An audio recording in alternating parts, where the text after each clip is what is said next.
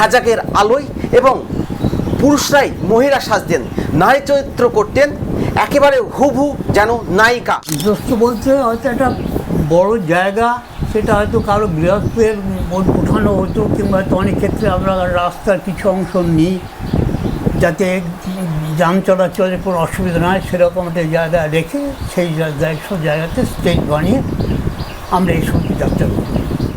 আলো ওই 4 কোণে অন্তত 4টে আলো দেওয়া হতো, মাথাতে একটু উঁচু করি যাতে আলোটা প্রত্যেকটা অভিনেতা পুরুষরাই মানে মহিলা সাজতেন, মানে নারী চরিত্র অভিনয় করতেন, মানে সেই অভিজ্ঞতা কেমন ছিল? টিকিট ছিল 19 পয়সা। আচ্ছা, বুঝছেন?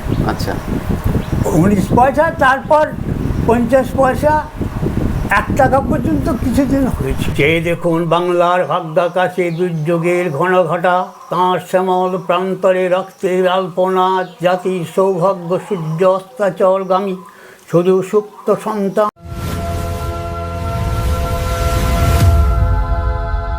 বাংলা লোকসংস্কৃতির একটা বড় অধ্যায় হলো গ্রামীণ যাত্রাপালা। কালের নিয়মে গ্রামীণ যাত্রাপালা হারিয়ে গেছে, কিন্তু এখনও রয়ে গেছেন গ্রামে সেই যাত্রা শিল্পীরা। আজ আমরা পেয়েছি শেখ মুক্তার হোসেনকে, যার বয়স 80 বছর। তিনি যে সময় অভিনয় করেছেন হ্যাজাকের আলোয় এবং পুরুষরাই মহিলা সাজতেন, নারী চরিত্র করতেন একেবারে হুবহু যেন নায়িকা।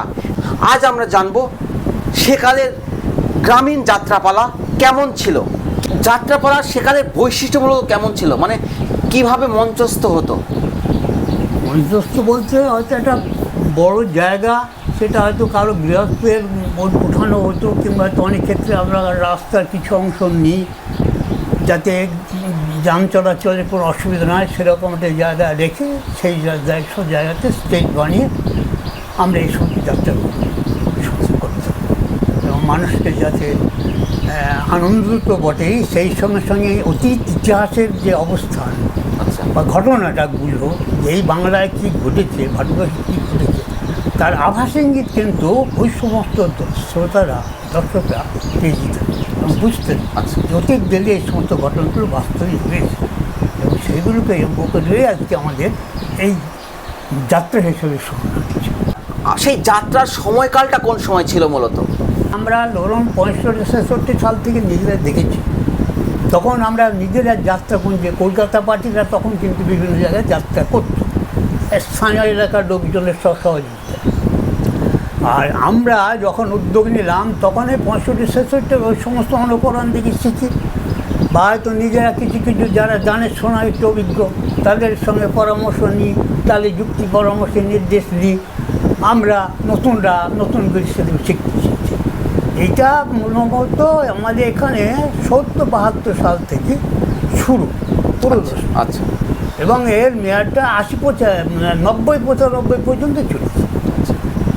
তারপর আস্তে আস্তে গ্রাম বাংলার নানান পরিবেশ পরিস্থিতি, রাজনৈতিক নানা রকমটা মঞ্চে বিভিন্নভাবে ঐক্যবদ্ধ যেটা চিন্তাভাবনা ছিল সেটা ঘাটতি পড়ে।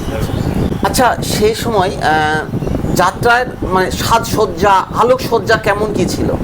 যখন কোনো আমরা ঐতিহাসিক নাটক করেছি তখন ঐতিহাসিক যে রাজা মহারাজারা, বাচ্চা বেগমরা, তাদের পোশাক আশাক কিন্তু আমরা শান্তিপুর থেকে নিয়ে আসলাম ভাড়া করে।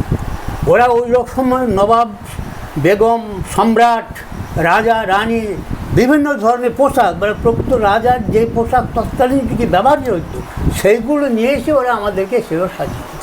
হ্যাজাকের আলো ওই 4 কোণে অন্তত 4টে আলো দেওয়া হতো, মাথাতে একটু উঁচু করি যাতে আলোটা প্রত্যেকটা অভিনেতা অভিনেত্রীর মুখদর্শনটার পক্ষে যথেষ্ট আলো তার মুখে পড়ত, এবং সেই আলোটা যাতে চারিদিকে বসে থাকা দর্শক বৃন্দ তারা যাতে সেটা সুষ্ঠুভাবে দেখতে পেত এবং শুনতে পেত, সেরকমভাবে ব্যবস্থা করে রাখা। গুরুত্বপূর্ণ বিষয়।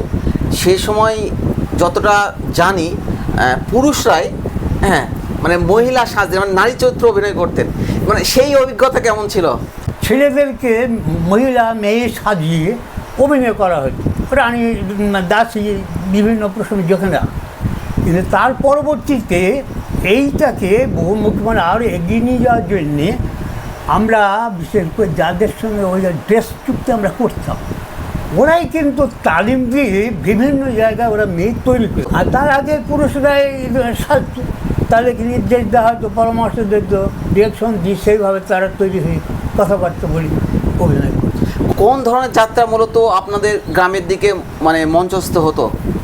যেমন আমরা যেটা যে ময়ূর সিংহাসন, নাচমহল, পলাশির পরে, তারপর সিরাজদৌল্লা, অবশ্য আমরা অভিনয় করলে অভিনয় দেখেছি মানুষ। এরকম যে সমস্ত রাজনীতি মহারাজ, রাজা মহারাজদের, বাংলার নবাবদের কাহিনী, তারপরে বাংলার অতীতে সেই রাজা মহারাজদের কাহিনী, ভারতবর্ষের অতীত রাজা বা বর্তমান আমাদের যে মোহাম্মদান যুগে, ইসলাম যুগে যে সমস্ত রাজা মানে বাদশাহ বেগমদের কাহিনী, এগুলোর উপরে যে সমস্ত নাটক লেখা হয়, সেই সমস্ত নাটক সেখানে অভিনয় করেছি। খেটে খাওয়া মানুষ গ্রামের দিকে দিন শেষে তারা আনন্দের ফুরসত খোঁজার জন্য এই যাত্রাপালাকে একটা বড় মাধ্যম হিসাবে বেছে নিয়েছিল। মানুষ একঘেয়ে জীবন থেকে একটু আনন্দ উপভোগ করুক, এই দৃষ্টিভঙ্গিটাও কিন্তু আমাদের ছিল। আচ্ছা, তার কারণ ওই থেকে আমাদের তো কোনো পয়সা করে আসতো না, বরং যেটা আমরা চ্যারিটি শোটা করতাম, করে সেখানে কিছু পয়সা আসতো, বাকিটা আমাদের চাঁদা পর্দা দিয়ে খরচটা চালাই। টিকিট কত ছিল তো সেই সময়? টিকিট, প্রথম টিকিট ছিল 19 পয়সা। আচ্ছা বুঝছেন? আচ্ছা, 19 পয়সা, তারপর 50 পয়সা, 1 টাকা পর্যন্ত কিছুদিন হয়েছে। তারপর আর ওই চ্যারিটি করে আর কোম্পানি করে। তো সিরাজদৌল্লার একটা ডায়লগ আমি বলছি সংক্ষেপে। চেয়ে দেখুন বাংলার ভাগ্যাকাশে দুর্যোগের ঘন ঘটা, তাঁর শ্যামল প্রান্তরে রক্তের আলপনা, জাতির সৌভাগ্য সূর্য অস্তাচলগামী, শুধু সুপ্ত সন্তান শিয়রে রুদ্রমানা জননী, নিশাবসনের অপেক্ষায় প্রহর গণনায় রত।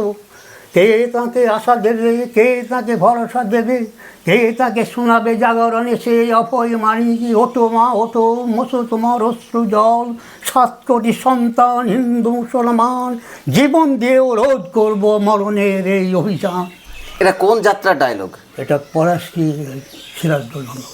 আপনি এত দীর্ঘ একটা সংলাপ শোনালেন আমাদের, জাস্ট অভূতপূর্ব, অনবদ্য। গ্রামীণ যাত্রাপালার শেখাদের বৈশিষ্ট্য বা কেমনভাবে মঞ্চস্থ হতো আমাদের জানালেন দর্শকদের জন্য। শেখ মুক্তার হোসেন, তার বয়স 80 ছুঁই ছুঁই, কিন্তু এখনও তিনি বহন করছেন সেই সংলাপ। আগামী তার জীবন আরও সুখময় হোক এবং তার সুস্বাস্থ্য কামনা করি। আজ এ পর্যন্তই, ধন্যবাদ।